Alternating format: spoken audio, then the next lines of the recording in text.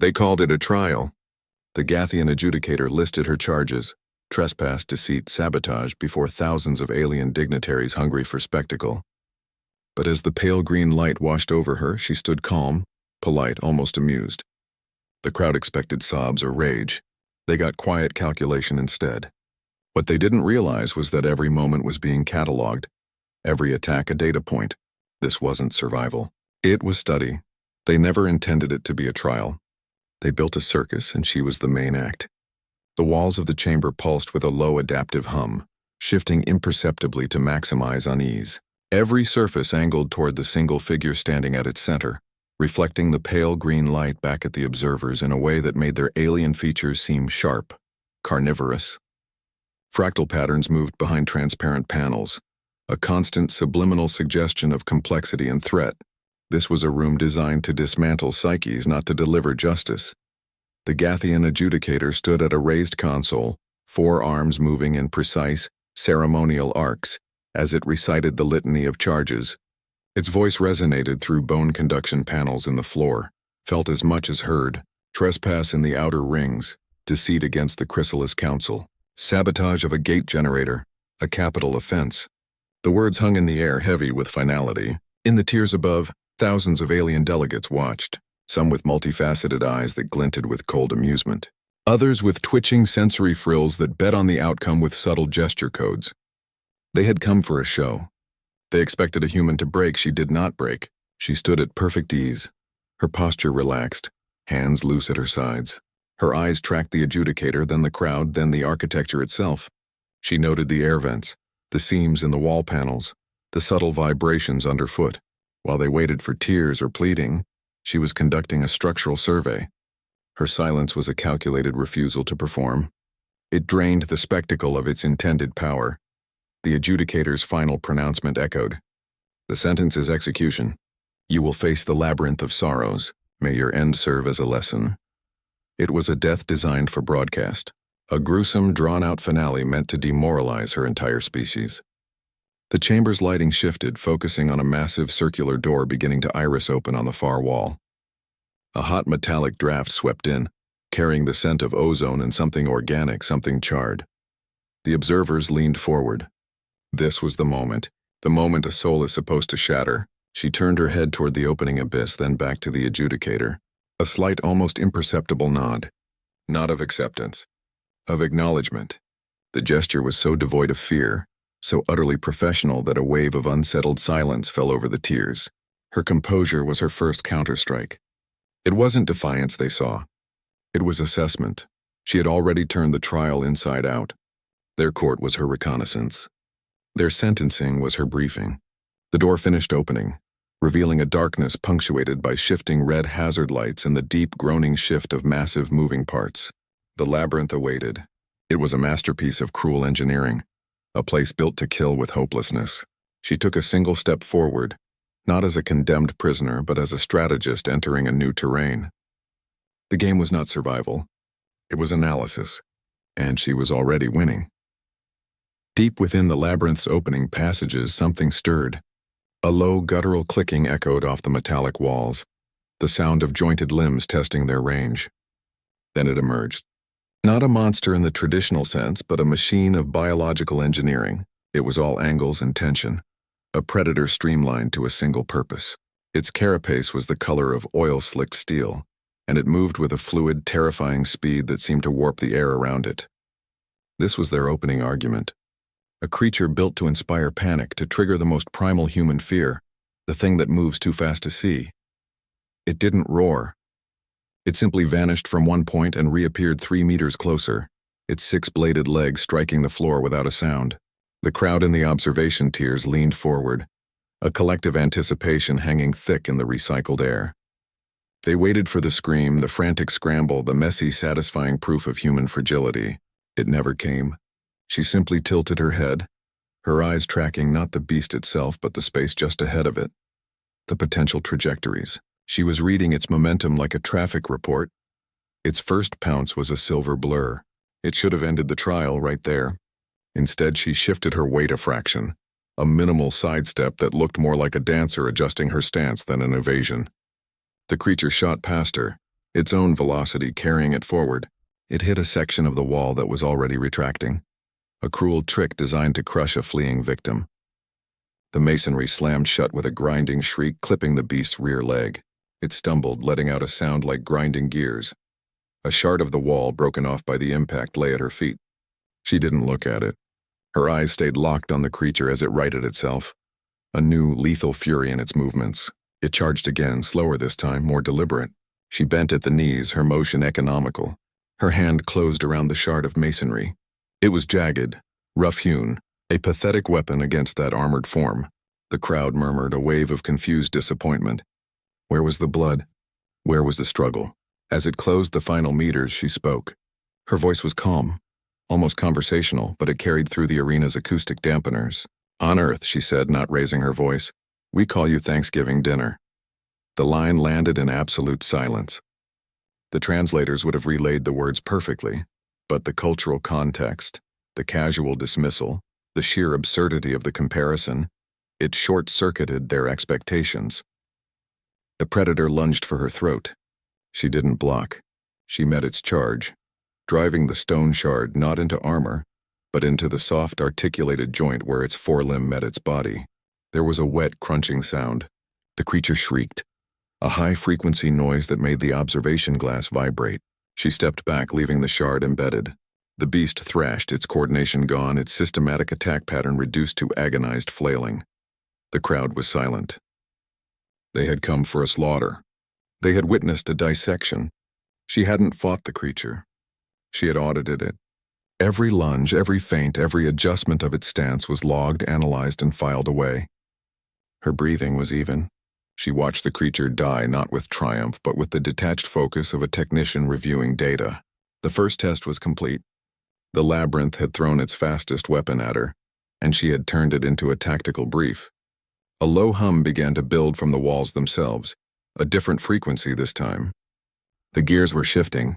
The first wave was over. The next was already on its way. Then the walls began to bleed. Not with liquid, but with life. 100 small hatches hissed open near the ceiling, and the second wave emerged. These were not singular predators. They were a swarm. Each unit was the size of a large dog, with articulated chitinous bodies that shone like polished obsidian under the arena's harsh lights. Their forelimbs terminated not in claws but in vibrating blades that hummed at a frequency that made teeth ache. A faint, acrid mist drifted from their abdomens, a corrosive agent designed to cloud vision and eat through flesh and armor alike. This was a different kind of test. Where the first beast was a scalpel, this was a hammer. It was not built for precision. It was built for saturation. They dropped from the ceiling in a coordinated rain, landing with a series of sharp, percussive clicks. They did not charge immediately. They fanned out, their movements a complex, interlocking dance of positioning. They were communicating, a series of clicks and pheromone bursts that created a net of overlapping kill zones. The intent was clear, to remove all avenues of escape, to present a wall of cutting edges from every conceivable angle. The crowd's anticipation returned. This was a numbers game. Endurance had limits. They leaned forward, waiting for the inevitable moment where the human would be swamped, where her precise movements would be overwhelmed by sheer volume. She did not wait for the net to close. She stepped into it. Her movements became a study in controlled chaos. She didn't try to fight the swarm. She navigated it. A blade swept for her leg. She used the motion of its swing to pivot past it, her hand closing on the seam between two plates of its thorax. A sharp twist, a wet crack, and the limb came away in her hand, still vibrating. It was now her weapon. She turned the arena's own debris against it, using fallen masonry as stepping stones to gain elevation, grabbing onto a hanging chain of shattered infrastructure to swing over a cluster of creatures, her new blade severing sensory antennae as she passed. She was a constant, relentless motion. A parry, a sidestep, a ruthless disassembly. An insectoid lunged. She met it, using its momentum to impale it on the blade of another. She was not just surviving the pattern, she was editing it. And through it all, a sound began to weave its way through the clash of metal and chitin. It was low, almost inaudible at first. A hum. Then it resolved into a melody. A simple repeating series of notes. A child's lullaby. She was whispering it, her lips barely moving, her breath steady even as she moved. The tune was haunting. familiar in its structure but alien in this context. It was a sound from a bedroom, from a place of safety, now echoing in a slaughterhouse. The effect on the observers was profound. Screams they understood. Defiance was a known quantity. This was a complete reframing. The chrysolite delegates, floating in their observation pods, ceased their gesture betting. Their frills stilled. Their analytical minds, so attuned to measuring distress and fear, found no purchase. This was not a signal of suffering. It was a signal of focus. The lullaby was a metronome, a tool to regulate breathing, to partition the mind, to mark time between strikes. Every cut she made, every dodge, was not an act of desperation. It was a data entry. The pain of a glancing blow that scored her arm was not registered as injury. It was logged as information on blade reach and swing arc. The line between the hunter and the hunted dissolved completely. She was no longer the spectacle. She was the auditor. The swarm, for all its coordinated fury, was being systematically dismantled and studied. Its attack patterns were mapped. Its communication signals were recorded. Its weaknesses, the vulnerable joints, the sensory blind spots, were catalogued with brutal efficiency. The arena floor was littered with twitching, dismembered forms, a testament not to a battle won but to an analysis concluded. The humming from the walls changed pitch again, deepening, growing heavier. The labyrinth acknowledged the failure of its second wave. The ground shuddered. Something much larger was coming. The test was escalating, but so was the researcher. The arena floor plates groaned, then buckled upward as a new form shouldered its way into the space. It wasn't a creature. It was architecture given hate. 10 feet of interlocking, living metal plates that shifted and sealed with a sound like a vault locking. This was the labyrinth's champion. In its fist it held a blade that wasn't solid matter, but a contained river of white-hot plasma, humming with the energy that made the air taste of burnt copper. It took a single step forward and the ground vibrated. There was no finesse to it, no speed, only mass and absolute finality. Its design philosophy was simple: invulnerability. It was a door meant to be impassable. Its first strike was an economic gesture. The plasma blade swept in a low horizontal arc, not aimed at her but at the space she occupied. It was a statement. The ground where she had stood a half-second before erupted into fused glass and molten rock, the heat washing over her back in a blistering wave.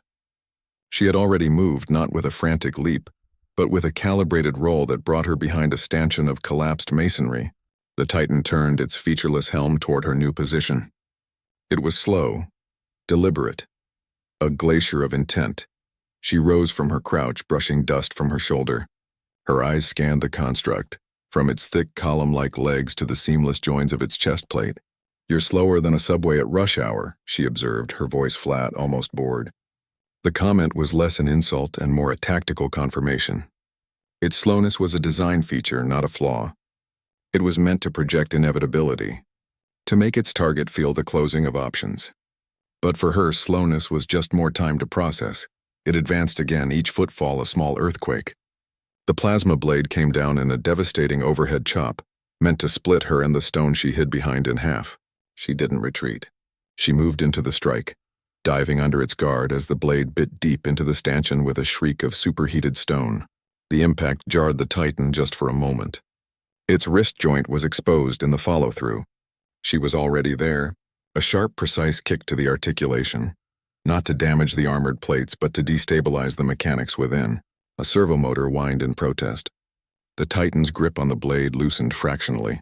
A heavy chain, part of the arena's ruined infrastructure, lay coiled nearby. She seized a length of it, the links cold and heavy in her hands. As the Titan recovered, wrenching its blade free in a shower of magma, she swung the chain. It wasn't an attack. It was a hook, the end wrapped around the Titan's armored thigh. She used its own weight as an anchor, pulling herself up its body like a climber, avoiding the searing heat of its core. She was on its back, a parasite on a battleship. Her hands worked at the seams between the living metal plates, finding purchase with the broken links of the chain.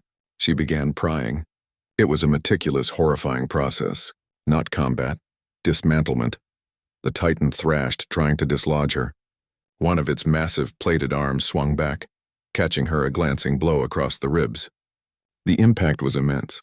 It threw her from its back, sending her skidding across the scorched floor. A line of heat and pain bloomed across her side. She came to a stop, pushing herself up on one elbow. She spat a mouthful of blood onto the fused ground. It sizzled. She looked up at the Titan, which was turning to finish the job. "You hit like my ex," she stated, her voice raspy but clear. The words were devoid of fear.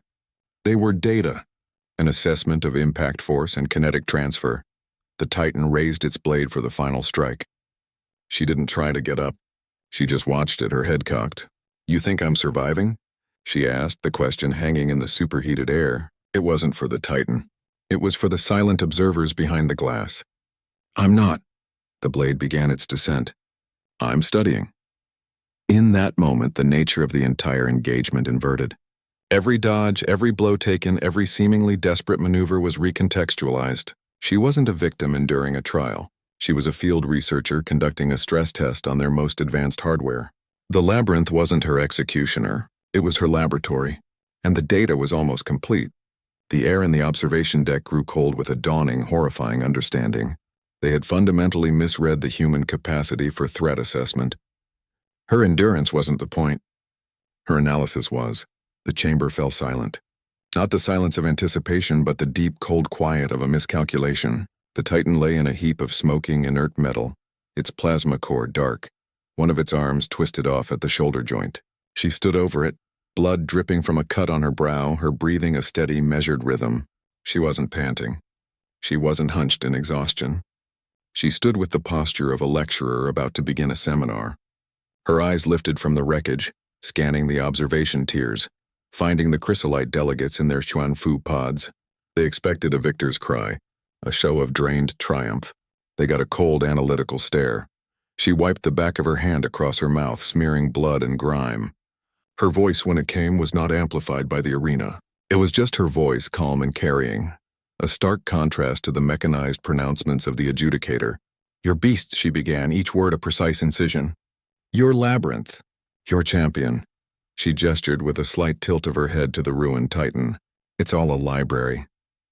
The statement landed with the weight of a physical blow in the observation deck. The chrysolite's sensory frills, which had been oscillating with smug readings of her biosigns, went perfectly still. The metaphor was simple, devastating. They had built a theater of pain. She had been conducting research and development. The chamber of judgment had not changed. The same pale green light, the same tears of watching aliens, the same adjudicator at its console, but the air was different. It was heavy, thick with the scent of ozone and blood carried in from the ruined arena. She walked back into the center of the room, her steps measured and calm. Blood matted her hairline and streaked her arms. Her clothing was torn, one sleeve nearly ripped away. A dark bruise was already blooming across her ribs. She stood exactly where she had been hours before when the sentence was declared, but she was not the same, and neither were they.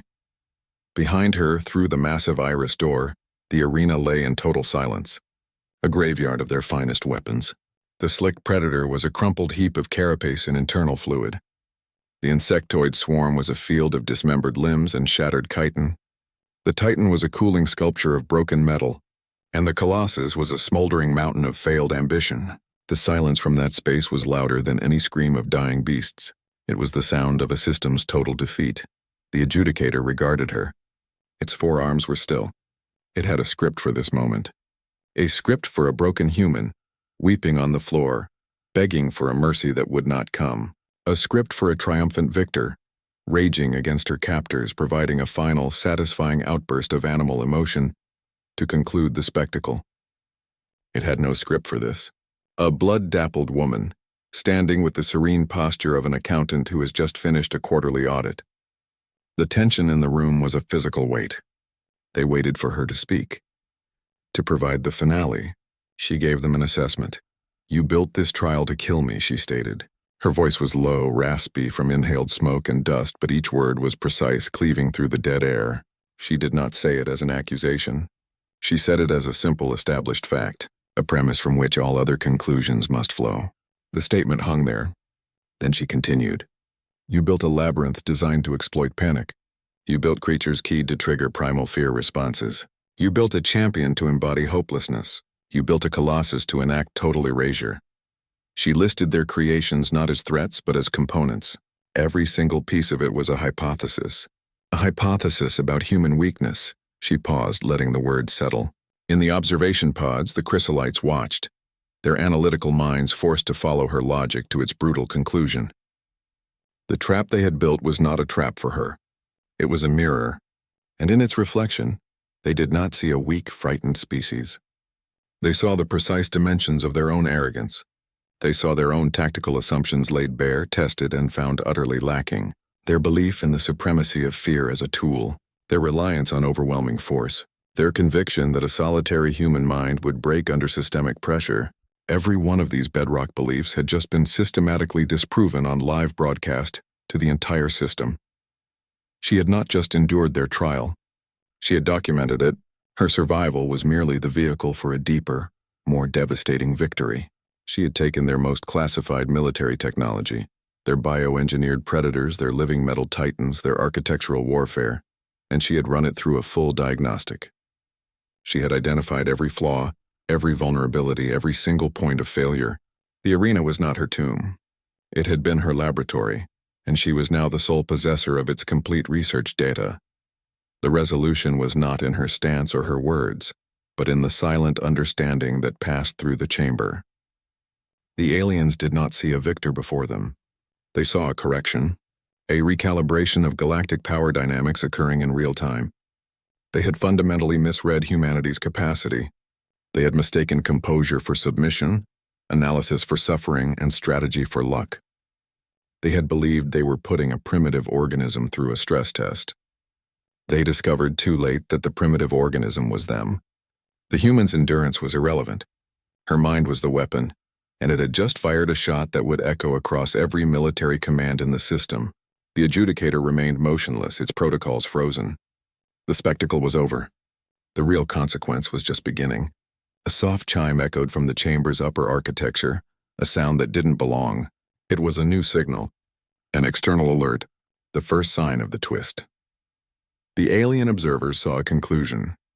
They saw a single battered human standing before their council, a testament to their own cruel theater. What they missed was the flicker of a new signal on a dormant console. They missed the slight shift in atmospheric pressure as a dozen panels in the chamber's high ceiling, panels they believed were decorative, hissed open. From these openings, figures descended on near-invisible tethers. They wore suits that mimicked the chamber's own lighting and architecture, their forms blurring into the background until the last possible moment. They were not soldiers in heavy armor. They were technicians, surgeons. Their descent was silent. Their landing was softer than a whisper. Before their boots even touched the polished floor, they were in motion. One went to the adjudicator's console, her hands moving across its surface not to operate it, but to bypass it. She plugged a slim device into a secondary port, and the main screens flickered, displaying lines of rapidly scrolling human code before going dark. Another operative moved to the environmental control nexus, his tools making short work of the locks. They did not smash. They disassembled. This was not a raid. It was a silent takeover. The chamber's own systems, the very ones that had powered the spectacle, were being methodically neutralized. The transformation was instant and total. The corridor leading back to the ruined arena, once a stage for execution, now served as a landing zone. Two more figures rappelled down carrying compact heavy cases. They moved with a choreographed precision that spoke of endless drills. The chamber was no longer a court of judgment. It was a beachhead. The tension shattered not with a battle cry but with a voice. The woman at the center, the one they had tried to break, looked up at the stunned Gathian adjudicator. A thin, cold smile touched her bloodied lips. "No, darling," she said, her voice cutting through the soft whir of her team's work. "This is the trial." The line was a key turning in a lock. The aliens' grand stagecraft, their labyrinth of sorrows, their entire brutal performance, it had all served a single, hidden purpose: distraction. It was the ultimate misdirection. While every optical sensor, every neural monitor, every single ounce of their analytical focus had been fixed on her struggle in the arena, the real operation was happening elsewhere. Her survival was the flashy magic trick that made the audience look left, while the real move happened on the right. She wasn't the subject of the experiment. She was the diversion. Her team used the resulting chaos, the stunned silence of the council, the complete systemic confusion, to their total advantage. With the primary control panels disabled, they accessed secondary and tertiary systems. A low hum built through the chamber as they routed power away from life support in the observation decks and into their own equipment. One of the heavy cases was opened, revealing a cylindrical device that pulsed with a soft blue light. It was placed at the base of the main support column. This wasn't about destroying the chamber. It was about claiming its core processing power, tapping into the central nervous system of the Gathian fortress itself. The real objective was never her survival. It was intrusion, infiltration. The trial was a Trojan horse.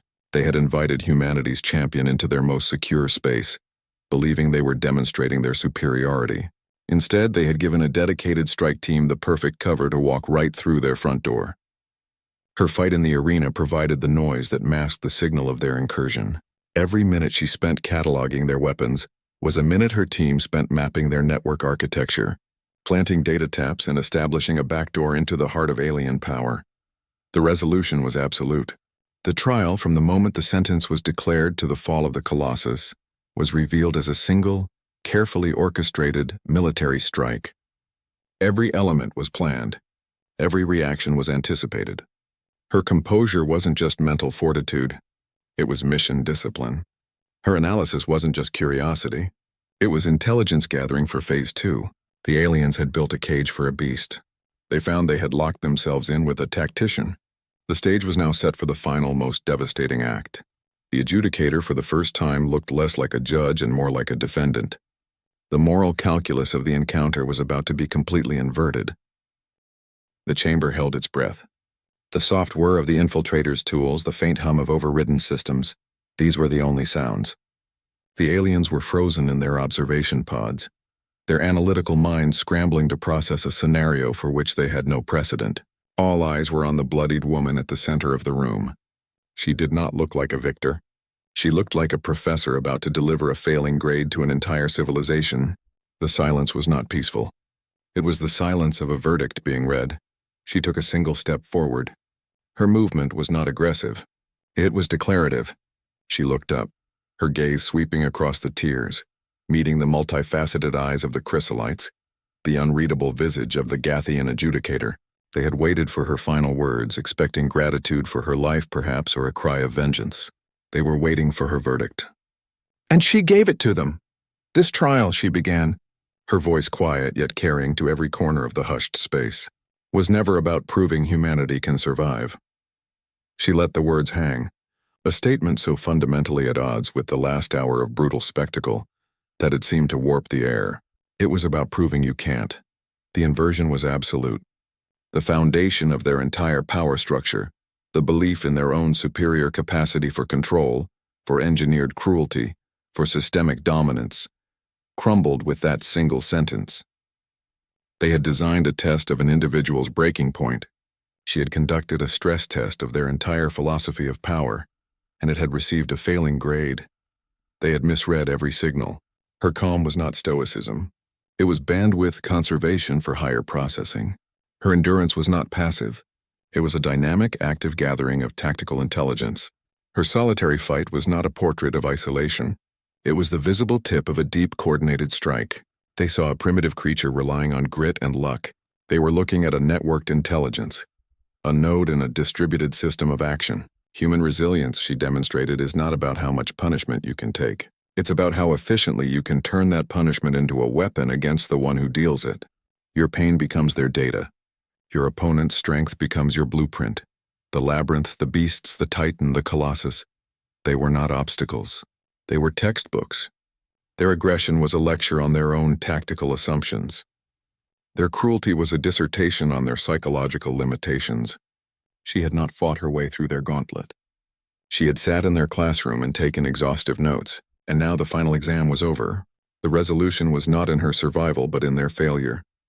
They had built a perfect machine designed to kill a human, and in doing so, they had perfectly illustrated every reason why their entire species was vulnerable to them. She took a final breath, the scent of blood and ozone sharp in her nostrils. Her eyes found the adjudicator one last time. They warned the trial would kill me, she said, her tone flat, final. It was not a boast. It was a coroner's report. And they were right. She paused, letting the expected conclusion hang in the air before delivering the real one. It killed you. The pronoun was deliberate. It wasn't the physical beings in the room she referred to. It was their ideology, their unquestioned supremacy, their belief in the utility of fear. That was what lay broken in the arena behind her. They had tried to execute an individual and had instead signed their own philosophical death warrant. The spectacle was over. The lesson was complete. The message now delivered would ripple far beyond this chamber. A quiet, unstoppable force redefining the terms of engagement for an entire civilization. She turned her back on the council. It was a simple act. A pivot on her heel, a shift of weight. But in that chamber, before that audience, it was a seismic event. She did not walk quickly. There was no hurried escape, no triumphant strut. Her pace was measured, almost weary, as she moved toward the human operatives who now held the chamber's control points. Her hands were smeared with blood, some of it hers, most of it not. The image was stark against the sterile alien architecture. A single, battered figure, leaving a court that had just condemned her, walking away from a field of broken war machines she had been sent to die against. It was a picture that would be analyzed, debated, and feared for generations. A human, redefining the terms of an encounter meant to erase her. Her team fell into step around her, not as guards, but as colleagues. One handed her a cloth. She wiped her hands with a slow, deliberate motion, the gesture mundane, domestic. The blood came off in streaks, leaving her skin clean in patches stained in others. She did not look back at the silent, watching aliens. Her work there was done. As she reached the edge of the chamber, where a new passage had been forced open by her team, she paused. One of the operatives said something low, a status report. She listened, then gave a single slight nod, and then she smiled. It was not a smile of triumph. It held no gloat, no vengeance. It was a small, private curve of the lips, a smile of knowing. It was the smile of an engineer who has just confirmed a complex calculation. The smile of a strategist whose deepest hypothesis has just been validated under the most extreme conditions. It was the expression of someone who has seen the blueprint of a system and found it both ingenious and terribly, fatally flawed. That smile was more frightening to the observers than any roar of defiance could have been. A roar ends. A smile like that is a promise of things to come. She represented something they had no category for. Not a victim, not a warrior, not a conqueror. An archetype, a force that refused their definitions. They had a library of terms for species they had subdued. Quarrelsome, primitive, volatile. They had no term for a species that treats your attempt to annihilate them as a graduate-level seminar. They had no classification for a consciousness that converts agony into analysis and cruelty into curriculum. She was Baba Yaga walking out of the woods, not the monster in the story, but the teller of it, the one who sets the rules of the tale. This is the core of it. Humans adapt. It is their primary non-negotiable trait. They do not merely endure a hostile environment. They reverse engineer it. They take the tool meant to break them and use it to pry open the toolbox. They turn the crucible of their suffering into a forge for new weapons. Their resilience is not a defensive posture. It is an aggressive, adaptive intelligence. They see a wall and they do not pray for a door. They study the mortar, calculate the stress points, and turn the wall into a ladder. The aliens believed they were putting prey through a test. They discovered, far too late, that they were not the examiners. They were the subject. The trial did not prove humanity could be broken. It proved the aliens could be studied. It proved their systems could be learned, their psychology mapped, their technology dismantled. The human was not the one being tested. She was the test. A walking, talking, bleeding final exam on galactic arrogance. And they had failed. The story closes not on a note of victory, but on a note of cosmic justice. A rebalancing, a silent, inevitable correction in the ledger of power. The being with the blood on her hands was not the criminal. She was the judge, and her verdict was that their entire understanding of the universe was insufficient. She walked away, leaving them with the chilling, echoing silence of their own obsolescence. The broader implication is a simple, cold shift in the galactic order. A new rule has been established. They called it a weakness, a flaw in the human design. That tendency to feel, to react, to let the surge of chemicals dictate the next move. In high-stakes situations, emotion is often the first thing an opponent tries to weaponize. It's a predictable lever to pull. Screams of terror make for good propaganda. The garbled transmissions of a panicking mind are easy to intercept and decode. The aliens built their entire labyrinth on this principle. They designed creatures to trigger the amygdala, the most ancient reactive part of the brain. The pale green light, the shifting walls, the overwhelming speed of the first beast. It was all a symphony composed to induce a state of pure animal fear. They had a playbook for terror. They had no counter for quiet. They expected a physiological response. A racing heart they could monitor. A spike in cortisol they could chart. A pleasurable spectacle of biochemical collapse. Instead, their sensors registered a curious flatline. Her heart rate remained stubbornly within operational parameters. Her breathing was a metronome. Her biosigns showed the focused calm of a surgeon scrubbing in, not a victim facing a firing squad. The tension in the room came from their own confusion. Their weapon had failed to fire. They had prepared for a storm and were met with a dead calm. This unsettled them on a fundamental level. An opponent who does not react as expected is an opponent who cannot be predicted, and an unpredictable opponent is a black box of potential threats. Composure under that kind of fire is not passivity. It is the most active state a mind can achieve. It is the conscious allocation of cognitive resources. Panic floods the system with noise. It narrows vision, tunnels hearing, and shuts down higher reasoning in favor of primal reflex. You stop thinking and start reacting. Calm does the opposite. It widens the aperture. It allows the mind to process multiple streams of data in real time. The click of a joint, the shift of a shadow, the hum of a charging weapon, the minute lag between a creature's shoulder tension and its pounce. These are not distractions to a calm mind. They are data points. Each one is logged, cross-referenced, and fed into an ongoing predictive model. She wasn't just dodging attacks. She was building a real-time schematic of their offensive capabilities. Every move was an adaptation based on live intelligence. This precision is inherently unnerving to an aggressor. They rely on the rhythm of action and reaction. They throw a punch expecting a flinch, creating an opening. They present a terrifying visage expecting a frozen moment of awe, creating a vulnerability. When you remove the expected emotional response, you break their rhythm. You force them to improvise, and improvisation is where systems reveal their flaws. Her politeness, her dry commentary, her utter lack of hysterics, these were not personality traits. They were tools. Each calm word was a psychological counterstrike. It told her captors, clearly and repeatedly, that their efforts to terrorize her were not just failing. They were being cataloged as interesting, but ultimately ineffective tactics. It communicated a terrifying message. I am not afraid of you, and I am learning from you. In any form of conflict, the calm mind holds a structural advantage. It sees the openings the panicked mind misses. It recognizes that the Titan's slow rotation after a missed strike isn't just a recovery. It's a 3-second window where its primary sensor array is blind on its left side. It understands that the corrosive mist from the swarm isn't just a weapon. It's also a visual obscurant that can be used to mask movement. The panicked mind sees a wall. The calm mind sees the mortar between the bricks. It looks for the seam, the crack, the structural weakness. It is the difference between trying to stop a falling boulder and simply stepping out of its path while noting the incline of the hill it rolled down. Her endurance was impressive. Her strength was notable, but her composure was her deadliest weapon. It was the operating system that allowed all other functions to work at peak efficiency. It turned a torture chamber into a research facility. It turned predators into textbooks. It allowed her to conduct a full tactical analysis while under what should have been lethal duress. The resolution was clear in the silence of the observing chrysalites. They had never encountered a weapon they couldn't analyze because they had never faced a weapon that was so ruthlessly analytical of them. Their entire paradigm of conflict, built on the predictable dynamics of fear and dominance, was rendered obsolete by a single, unshakable calm. This shifts the focus from mere reaction to a more profound skill. They built a hostile environment. That was the point. The labyrinth was engineered to be an active antagonist. The walls didn't just stand there. They shifted, closing off retreats and creating fatal funnels. The floor didn't just provide a surface.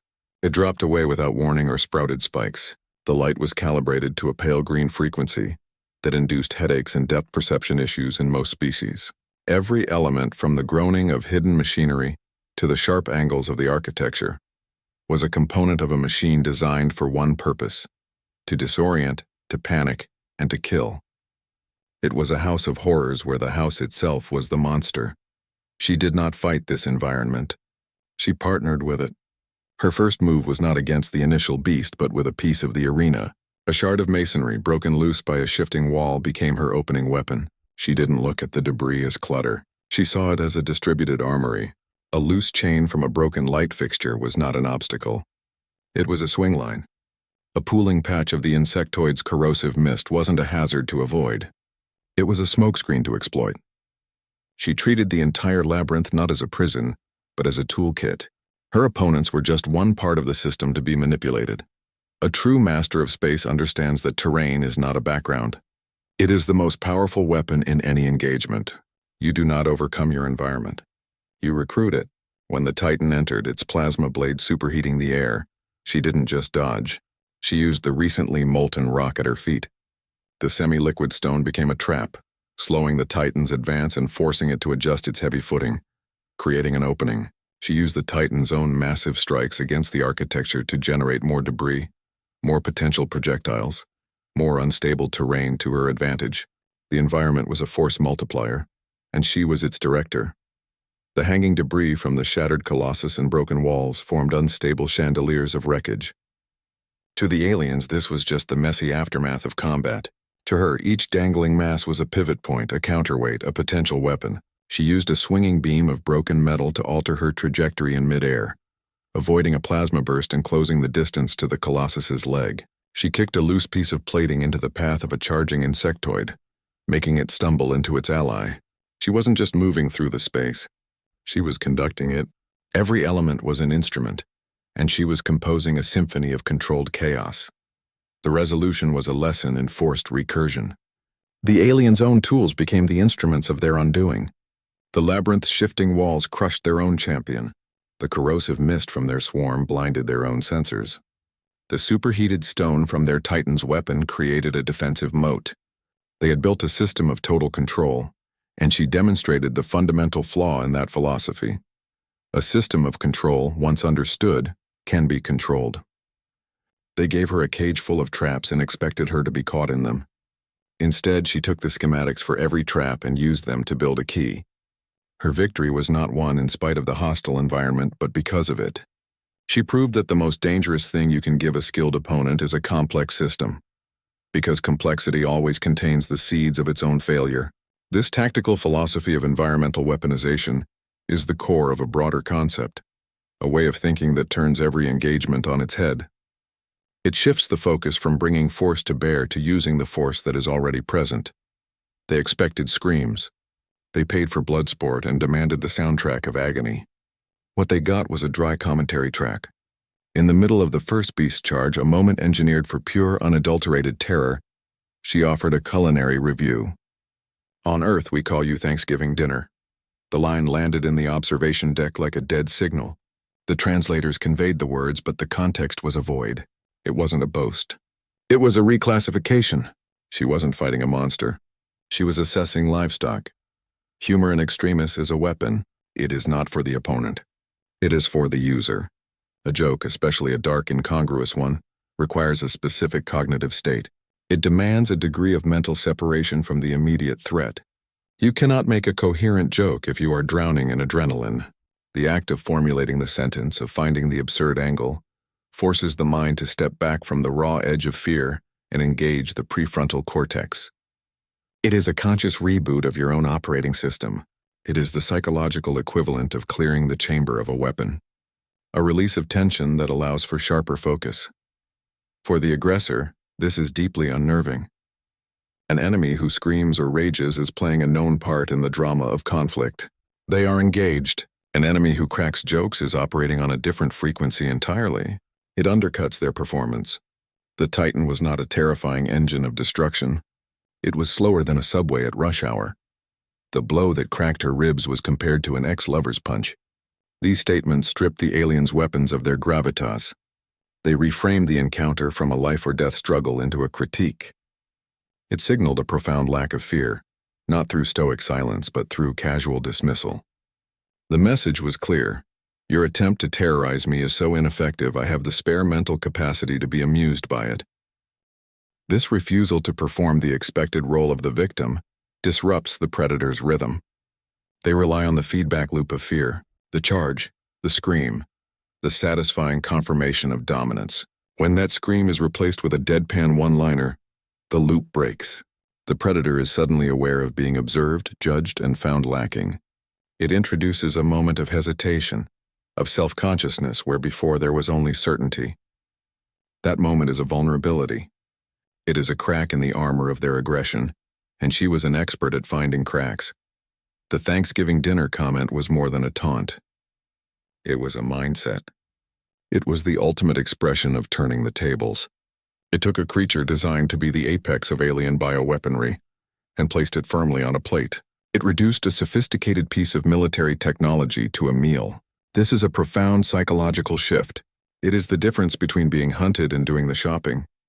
Her humor was the verbal component of that shift.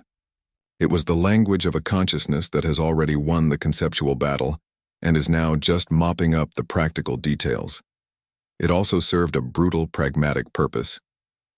Each joke was a data point broadcast to her own team, to any human listening. It was a signifier of her cognitive state. A scream means I am in distress. A joke, specifically a dark, culturally specific joke, means I am in control. I am processing. I am still me. It was a beacon of stability in the chaos, a way to maintain a tether to her own identity and mission parameters amidst the sensory overload of the arena.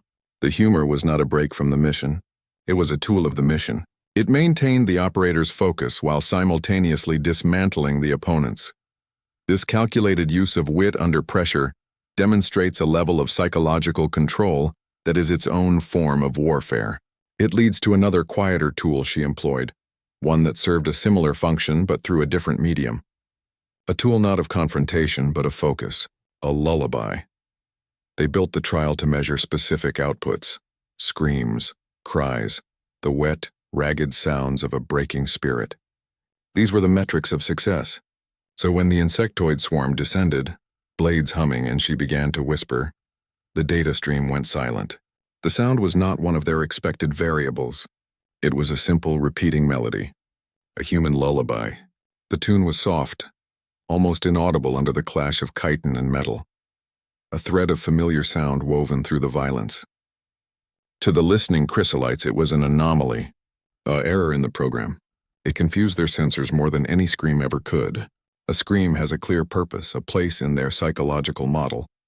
This was noise of a different kind. It seemed a paradox. Why expend breath on a song when every molecule of oxygen should be fueling escape or combat? But ritual is an anchor. In extreme chaos, the mind seeks pattern. A repeating rhythm, a melody, a mantra, a count, creates a fixed point in a spinning world. It gives the conscious mind a simple rhythmic task, allowing the deeper, trained instincts to operate uninterrupted. The lullaby was not a diversion, it was a focusing mechanism. Each note was a beat, a marker that helped partition the flood of sensory input. The sweep of a blade here, the click of a communicator there, the shift of a wall panel 3 meters to the left. The song provided the tempo, and her movements became the dance. It may have served a more specific cognitive function. A mnemonic device. The particular sequence of notes could have been a coded trigger, each phrase correlating to a different tactical response or pattern recognition protocol. A rising phrase for evasive maneuvers, a descending refrain for identifying structural weaknesses. The human brain excels at tying memory to melody. The song could have been a mental filing system, a way to catalog the swarm's attack patterns in real time without overloading her working memory. The act of vocalizing it, even as a whisper, would reinforce the neural pathways, making the data retrieval faster, more instinctive. And it certainly served a psychological function beyond her own focus. Its effect on the observers was profound. They were prepared for terror. They were equipped to analyze despair. A haunting, melodic whisper from the heart of a battle was a complete unknown. It was unnerving. It signaled a mind that was not overwhelmed but was, in fact, so deeply engaged that it had resources to spare for this bizarre, calm ritual. It robbed them of the satisfaction of her fear.